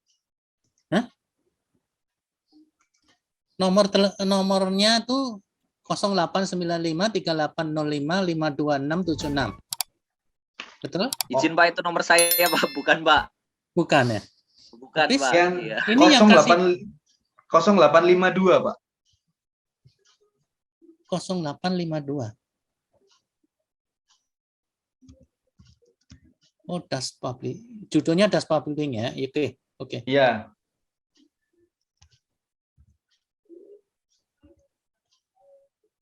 Oke.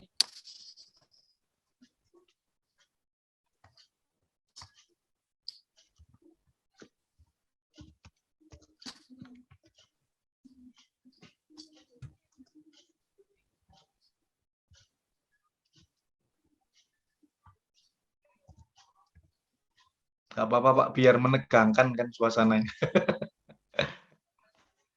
Sudah, baru saja saya kirimkan. Sudah ya, nanti saya minta untuk admin kirim. Oke.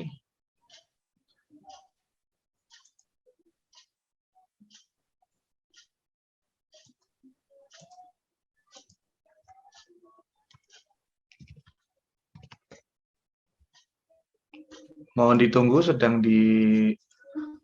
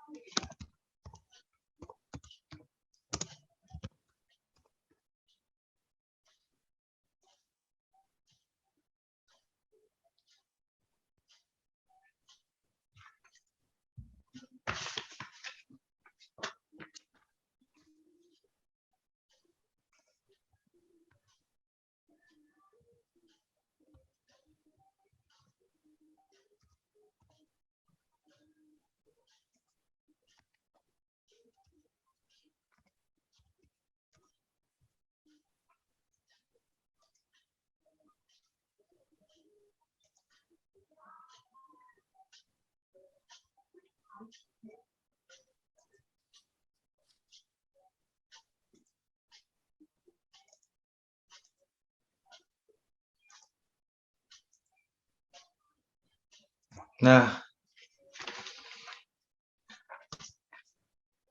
sudah nampak ya di depan untuk Bapak Budianto Sutrisno sebagai juara 1 Lomba Sayembara Puisi Sumpah Pemuda, berhak atas hadiah Rp1.000.000.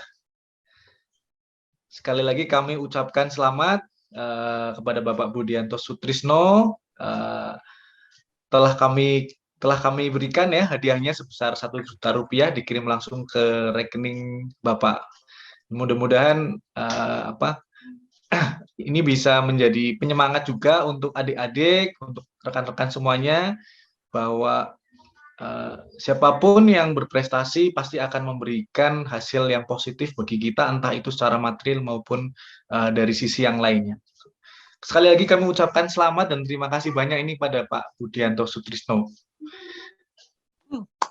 Terima kasih.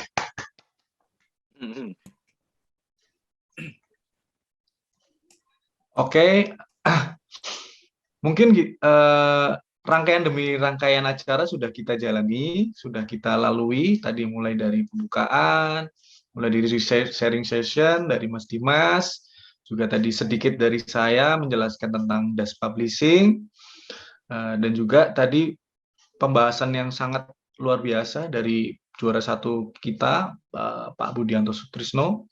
Sekali lagi, ilmu yang tidak ternilai, Pak, bagi kami, Pak. Mungkin semuanya sepakat di sini ya, ilmu yang luar biasa tidak ternilai, dan mudah-mudahan ke depan Mas nggak bosen ya Pak berkontribusi dan bersilaturahmi dengan Das Publishing ya Pak. Ya Pak. Siap. Oke, mungkin dari saya seperti itu. Bu moderator sudah kembali lagi. Sudah kembali lagi. Jadi Bu moderator ini agak batuk pilek, jadi ini anaknya juga sudah aman ya Bu moderator. Ya, oke, mungkin itu saya kembalikan mungkin ke Bu moderator. Secara umum rangkaian acara pada malam hari ini kalau dari kami sudah cukup, nanti silakan saya kembalikan lagi ke Bu moderator. Ya, terima kasih Pak Tovan. Tadi saya ada gangguan sedikit ya. Tadi sudah ada penyerahan hadiah ya. Bukan simbolis sih menurut saya karena sudah langsung ditransfer ya. Kalau simbolis kan biasanya cuman baru. Nanti bingung mau simbolisnya mau gimana gitu. Jadi ya udah langsung aja. Tapi malah jadi mantep ya Pak Tovan ya. Jelas memang dikirim hadiahnya, tidak ada penipuan dan lain-lain. Betul. Ya, selamat untuk para pemenang ya, terutama Pak Budi yang sudah mengisi acara sharing hari ini. Luar biasa sekali ilmunya. Banyak sekali ilmu yang bisa kita dapatkan dari Pak Budi. Acara demi acara sudah kita lewati ya. Untuk acara terakhir yaitu penutup. Terima kasih untuk semua peserta sharing session hari ini. Terima kasih juga untuk Pak Tovan ya sebagai founder Das Publishing yang sudah mengadakan acara. Semoga lain kali ada acara-acara lagi seperti ini. Sangat bermanfaat. Siap. Ya. Kita tutup hari ini. Apakah sebaiknya ada, ini bisa ya Pak, acara foto bersama dulu Pak Tovan? Oh iya. Iya boleh, betul. Ya. Kita foto bersama dulu. Setuju. Saya lupa. Dinyalakan semua. Kameranya silakan dinyalakan. Kita foto bareng dulu.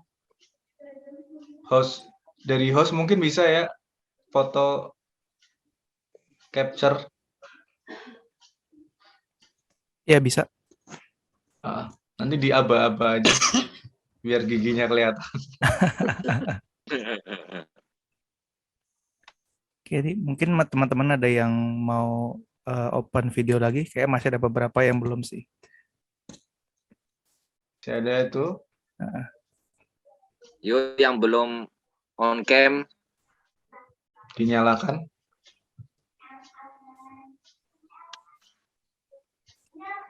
lumayan buat diupdate di sosmed ya.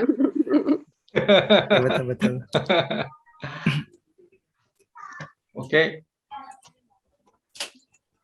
Oke, ya udah kita coba ini dulu ya. Kayaknya udah nih. Udah cukup. Ya udah kita coba screenshot aja ya. Saya screenshot aja nih soalnya kan ini online kan. Oh iya. Oke, 1, 2, 3. Sebentar.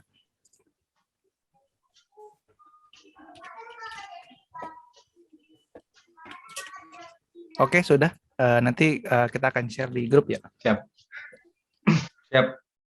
Oke. Ya, terima kasih. Ya. Oke, mungkin dari acara sudah dilalui. Saya sebagai moderator minta maaf kalau ada kekurangan saya dalam memoderatori acara hari ini. Kita tutup acara hari ini dengan bacaan hamdalah bersama-sama atau berdoa sesuai kepercayaan masing-masing. Alhamdulillah. Alhamdulillahirrahmanirrahim. Ya, sekian acara hari ini. Terima kasih. Terima kasih. Ya, terima kasih. Bu Pik, terima kasih. Pak Budi. Pak Budi, Mas Dimas. Terima kasih ilmunya. Terima kasih Das Publishing. Terima kasih semuanya udah diramai. Sampai ketemu lagi, mudah-mudahan insya Allah segera kita ada acara lagi ya. Amin. Ditunggu. Siap, insya Allah. Oke, pamit.